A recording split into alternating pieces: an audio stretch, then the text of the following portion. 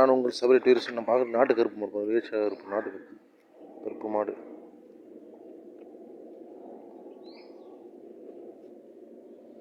வேஸ்டாக இருக்கும் நாட்டு கருப்பு மாடு.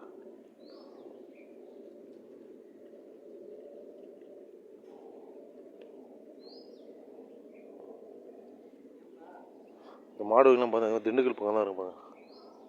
சிவப்பும் கருப்பும் சேர்ந்த மாதிரி இருக்கு பாருங்கள். திண்டுக்கல், தேனி, மதுரை பக்கம் தான் இருக்கும் பாருங்கள். இவ்வளோ ஏச்சியாக இருக்கு பாருங்கள்.